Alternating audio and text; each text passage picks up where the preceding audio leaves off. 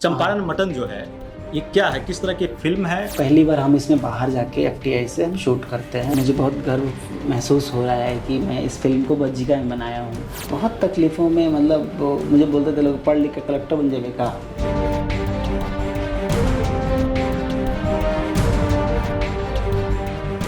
बिहारी प्रतिभा का डंका एक बार फिर भारत में ही नहीं पूरे विश्व में बज रहा है।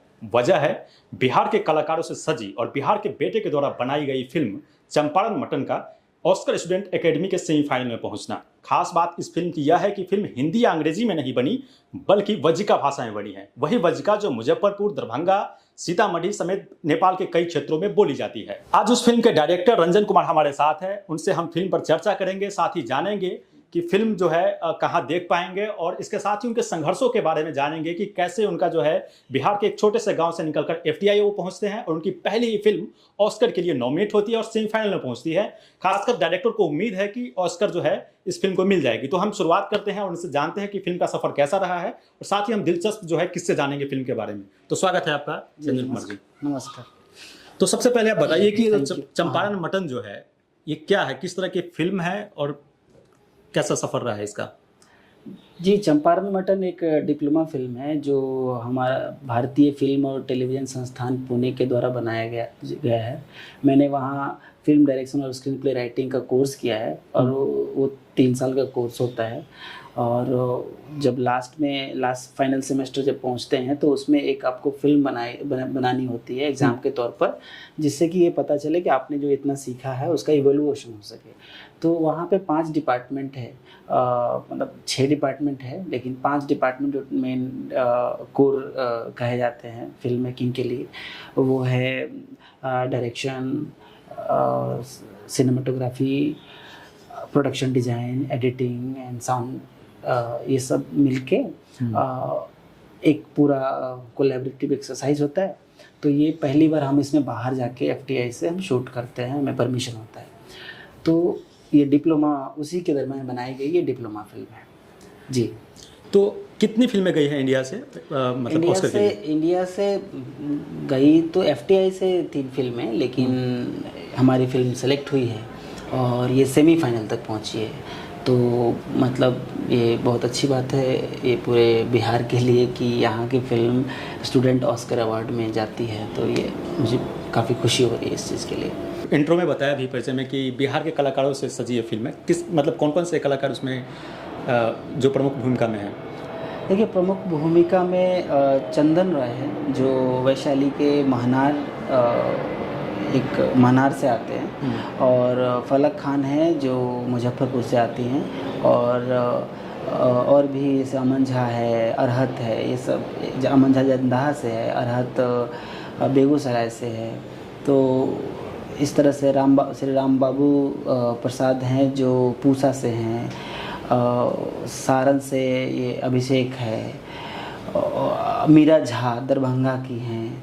तो इस तरह से और भी कई सारे एक्टर्स हैं जो बिहार से हमने उनको पुणे बुलाया, क्योंकि एफटीआई के नियमों के अनुसार आपको वहीं के मतलब कॉलेज के जो 200 किलोमीटर का एरिया होता है उस एरिया में ही आपको रह के फिल्म बनाना होता है। Okay. तो चूँकि मैं कहानी जब मुझे लिखने के लिए बोला गया तो मैंने चंपारण मटन लिखा और वो बिहार की पृष्ठभूमि पे बनानी थी, तो वहाँ मुझे बिहार क्रिएट करना पड़ा, क्योंकि वहाँ पे प्लेन लैंड्स कम हैं और ज़्यादा हिली एरिया है, या फिर कुछ एरिया जहाँ पे एफटीआई का जो एरिया है वो सह्याद्री का रेंज पड़ता है।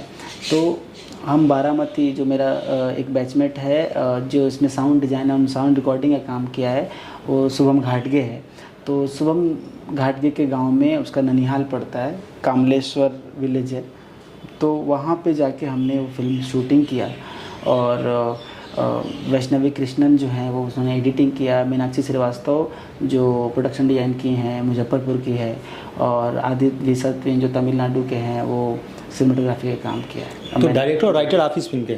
जी, मैंने फिल्म डायरेक्शन इसका फिल्म डायरेक्शन किया और स्क्रिप्ट राइटिंग का जो काम होता है, मतलब एक आइडिया से लेके पोस्ट प्रोडक्शन तक लगा रहा मैं इसको बनाने में, क्योंकि लोग जुड़ते हैं और अपना काम करके चले जाते हैं, लेकिन एक डायरेक्टर राइटर को शुरू से अंत तक काम करना प्रोडक्ट तैयार करने तक आपको रहना पड़ता है। जी। चंपारण मटन जो फिल्म है मतलब कहाँ से प्रेरित है, आइडिया कहाँ से और किस तरह की फिल्म है ये?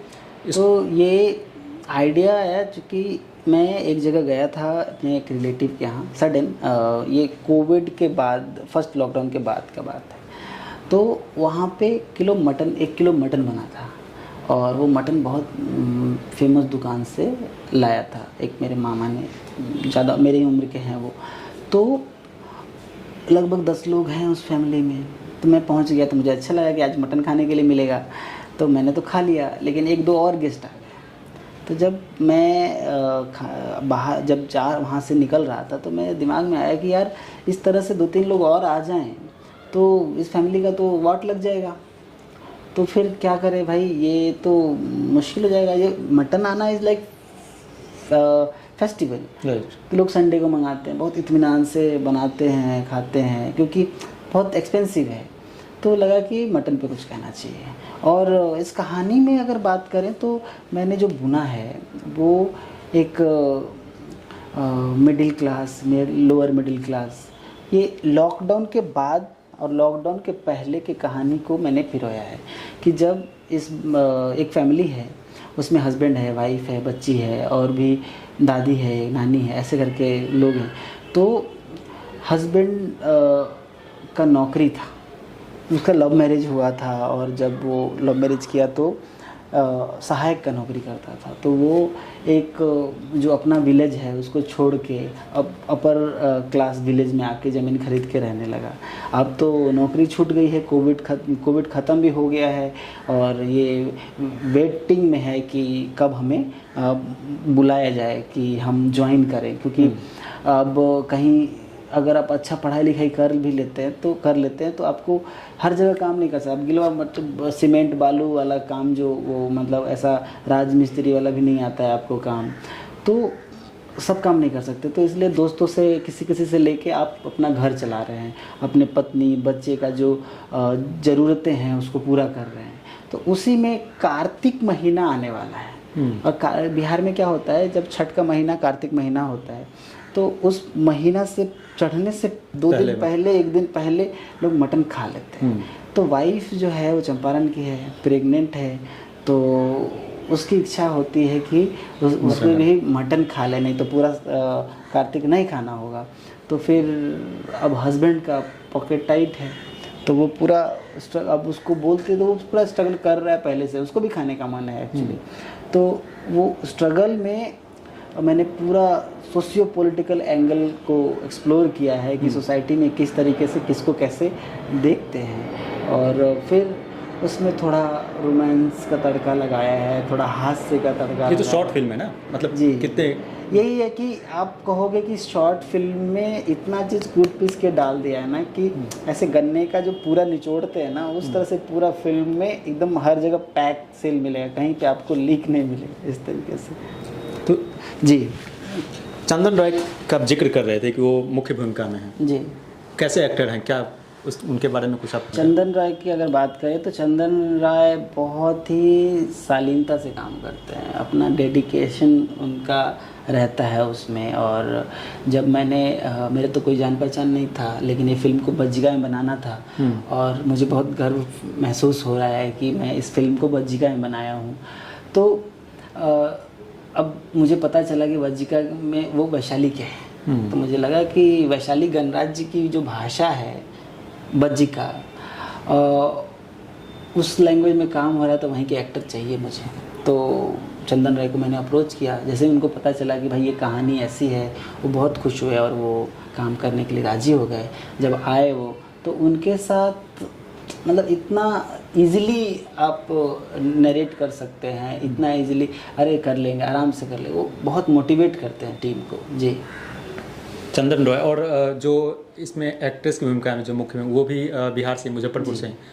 तो मुजफ्फरपुर से मुझे याद है कि आपने वहाँ से इंजीनियरिंग की पढ़ाई की है, MIT से। मैंने MIT मुजफ्फरपुर से इंजीनियरिंग कंप्लीट किया है और इंजीनियरिंग के फ्रेंड्स का ही देन है कि मुझे मैं FTII में जाके पढ़ाई, जब एडमिशन हो रहा था तो मैंने सबको बोला, तो कुछ कुछ पैसे ऐसे नमन है उसने भेजे, संदीप है, नीरज है, रंजन एक और गया का है, तो रवि रोशन है, रवि रंजन एक और है, तो ये सब लोग थोड़ा थोड़ा, बहुत सारे लोगों का नाम छूट रहा होगा, लेकिन सब ने थोड़ा थोड़ा मदद करके पैसे का जुगाड़ करके एडमिशन लेने टाइम में हेल्प किया।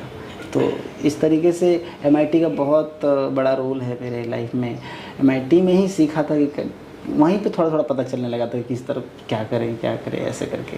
तो ये साहित्य का रास्ता ढूंढना। MIT से बीटेक क्या किया था आपने MIT से? Mechanical engineering. अच्छा, और उसके बाद फिर FTI का कैसे, मतलब? उसके बाद मैं ISM धनबाद में एडमिशन लिया MTech के लिए, गेट क्वालिफाई होके। फिर वहाँ जब एडमिशन लिया तो मुझे लगने लगा ये चीज़ नहीं है मेरे लिए यार, मज़ा नहीं आ रहा है। उसी समय मुझे FTI का एडवर्टाइजमेंट किसी पेपर में मिला, एक दोस्त के द्वारा दिया गया, जितेंद्र करके नाम है उसका। तो वो जब पेपर लेके आया तो उसने मुझे तब मैं वो फॉर्म भरा और फिर मेरा सिलेक्शन हुआ। लेकिन उस साल पैसे की तंगी थी, मैं तुरंत ही पास आउट हुआ था, मेरे बैचमेट भी काम नहीं लगे थे उनके भी।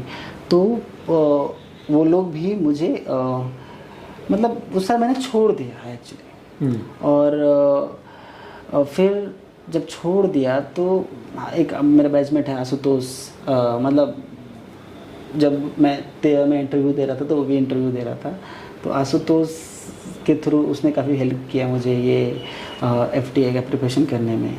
और फिर मेरा सिलेक्शन हुआ तो 2017 में, 2017 में मैं फिर FTI का एग्ज़ाम दिया, सेलेक्ट हुआ और एडमिशन लिया। अच्छा, आप उसी आशुतोष की बात कर रहे हैं क्या जिसको FTI ने एडमिशन रिजेक्ट कर दिया था? हाँ, उसको वो एडमिशन ले चुका था शायद, उसके बाद उसको कलर ब्लाइंडनेस में फिर सुप्रीम कोर्ट को फैसला देना पड़ा उसको। हाँ, तो फिर वो अभी जीत गया, इस साल एडमिशन ले रहा है। वो बहुत खुशी की बात है कि वो सुप्रीम कोर्ट तक गया और लड़ा और जीता। हमने इस पर एक स्टोरी भी कवर की थी कुछ, जब सुप्रीम कोर्ट का फैसला आया था उस दौरान जो है। तो ये बताइए कि आपके बारे में जब मैं पढ़ रहा था, कुछ रिसर्च कर रहा था, तो मैंने देखा कि आपने पहले एक आप बता रहे थे कहीं कि जिक्र कर रहे थे कि आपने एलोवेरा बेचा, तो कहीं कार्ड बेचने का काम किया। जी। तो मतलब वहाँ से फिर डायरेक्टर बनने का ख्वाब, मतलब ये कैसे? मतलब ये बनने का ख्वाब तो था पहले से ही, मतलब जब इंजीनियरिंग कंप्लीट किया तब, जब पहली बार FTI दिया उसके बाद ख्वाब तो आ ही गया। शुरू में पता नहीं था कि FTI क्या होता है, छोड़ भी दिया। घर वालों का प्रेशर था कि भाई तुम्हारा पारिवारिक स्थिति ठीक नहीं है, तो वो सब करके छोड़ दिया। लेकिन उसके बाद लगने लगा कि भाई दूसरा कोई काम नहीं कर सकता मैं, और फिर वही काम कर सकता हूँ। तो फिर आर्थिक तंगी तो आ गई, तो फिर पटना में रहता था, महेंद्रू में, कह सकते हैं ये मुसल्लमपुर हाट, वहाँ पे पटेल छात्रावास के सामने रहता था, दयाल लॉज।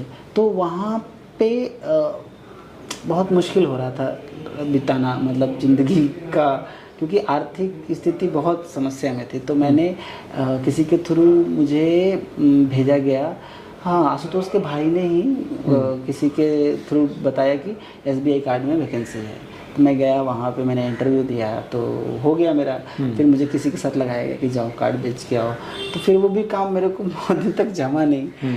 MTech करने के बाद ये घटना है? नहीं, MTech छोड़ ही दिए थे, 13 में ही छोड़ दिए। ओके। उसके बाद भटकने लगे, उसके बाद कोई काम नहीं था। तो ये काम सब 13 के बाद जो आपने? 13 के बाद ये सब काम के SBI कार्ड बेचा। फिर ये एलोवेरा, मेरा एक दोस्त है विश नारायण, तो वो एलोवेरा फॉरएवर कंपनी एक है, उसका एलोवेरा बेचता था, तो उसने मुझे ट्रेनिंग दिलवाया और वो मैं एलोवेरा बेचने लगा। और मैंने अपने पहले एक बहुत सारे लोगों को दिया। मैंने एक बार नाना जी को एलोवेरा दिया, तो उनका कुछ एसिडिटी का समस्या तो ठीक हो गया। उसके बाद मेरे सारे फैमिली वाले खरीदने लगे।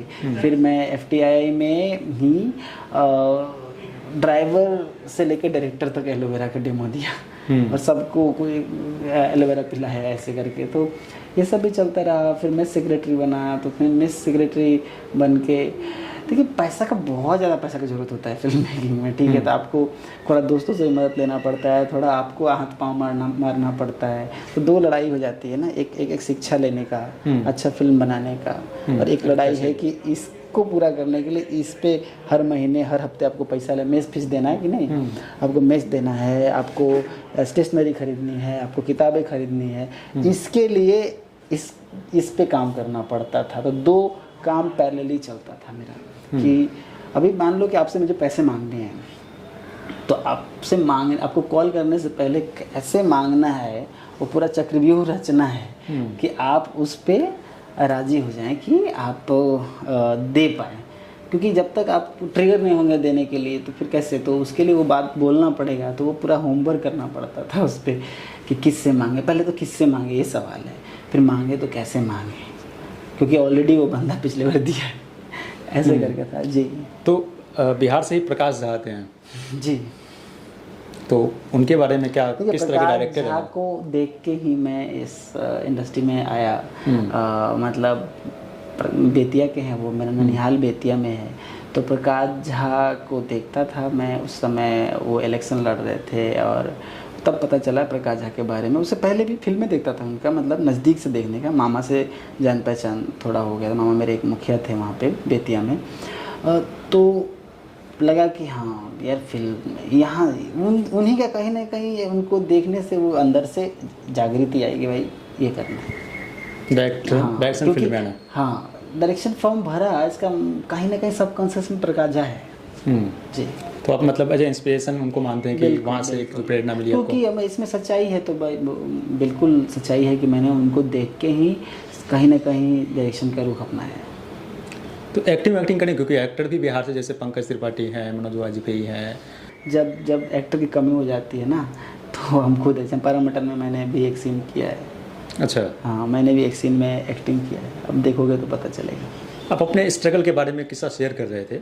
एक जगह ये भी जिक्र है कि आपके पिताजी जो है वो जूता चप्पल बेचने का काम करते हैं। जी, हाजीपुर में मेरे दादाजी के समय से एक जूता चप्पल का दुकान था। वहाँ पे कारीगर लोग बनाते थे। मेरे पापा भी एक बहुत अच्छे मतलब आर्टिस्ट हैं।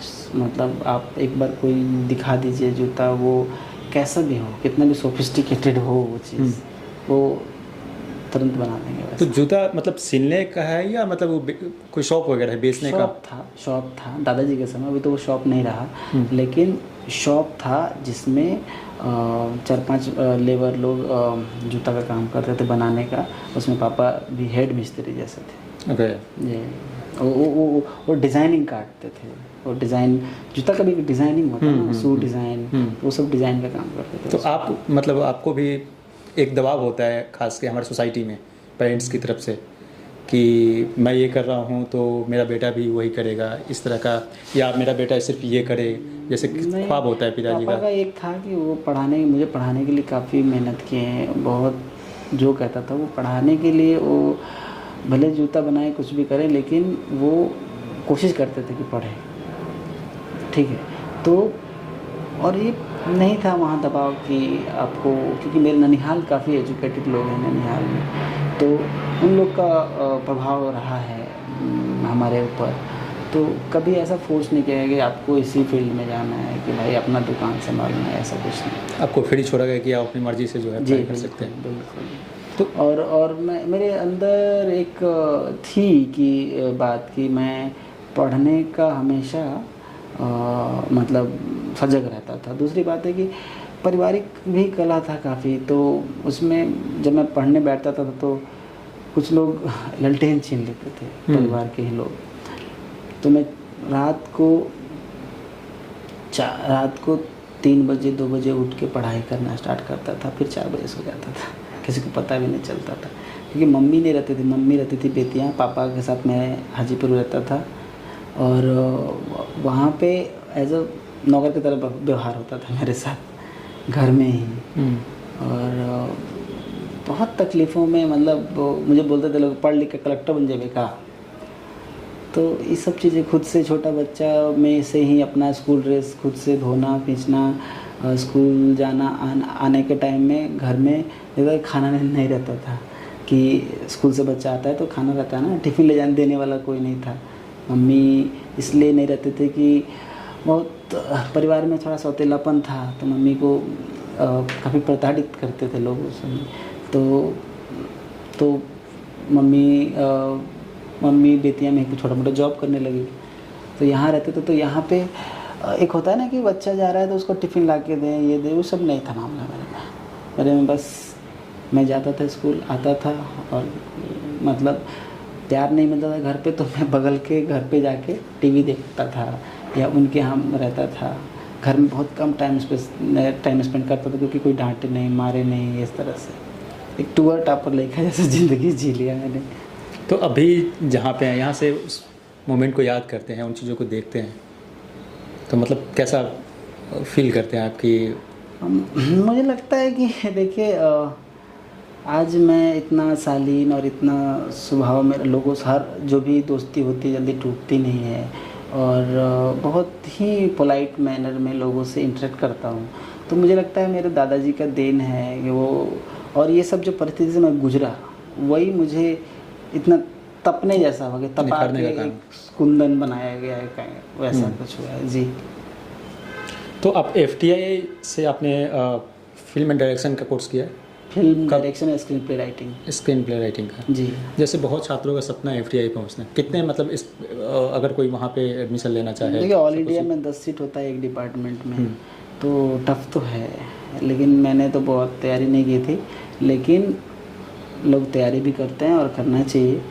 तो पहले तो वर्ल्ड सिनेमा देखना चाहिए आपको, अपने यहाँ के लिटरेचर पढ़ना चाहिए। जैसे मैंने विनोद कुमार शुक्ल को बहुत फॉलो किया है, फणीश्वर नाथ रेणु को बहुत फॉलो किया, हरिशंकर परसाई को और प्रेमचंद को। तो ऐसे ऐसे जो कमलेश करके एक राइटर हैं, बिहार के ही हैं, तो अपने यहाँ का लिटरेचर पता होना चाहिए, अपने यहाँ का इतिहास पता होना चाहिए, अपने लोगों को ऑब्जर्व करना सीखिए, आस पड़ोस के ही लोगों को ऑब्जर्व करना सीखिए।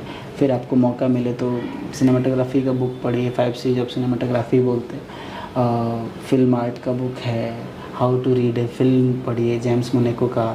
फिर आप पढ़ सकते हैं ये रॉबर्ट मकी का राइटिंग के लिए पढ़ सकते हैं। फिर आप आर्ट ऑफ ड्रामेटिक राइटिंग है, ऐसे ऐसे काफ़ी टेक्निक्स ऑफ फिल्म एडिटिंग है, ऐसे ऐसे काफ़ी किताबें हैं जो आपको पढ़ना चाहिए। और वर्ल्ड के जो बेस्ट डायरेक्टर्स हैं इनका फिल्म देखना चाहिए, जैसे at least Akira Kurosawa, Ozu, Alfred Hitchcock, Kubrick, इन सब का फिल्म देखिए आप। हम तो फर्स्ट ईयर में जब FTA में थे तो मैं पहला फिल्म मिरर दिखाया गया तारकोस्की का, जो कि ऊपर से उड़ गया, लेकिन वही फिल्म जब फाइनल ईयर में गया तो देखने का नज़रिया ही चेंज हो गया। और आज आपके सामने जो इंसान बैठा है because of film and television institute of India Pune के का एक प्रोडक्ट बैठा है आपके सामने, उसने मुझे पूरा चेंज कर दिया, मतलब नज़रिया ही चेंज कर दिया, गेज चेंज कर दिया, क्योंकि वहाँ पे पूरा वर्ल्ड को पढ़ा, वर्ल्ड को देखा।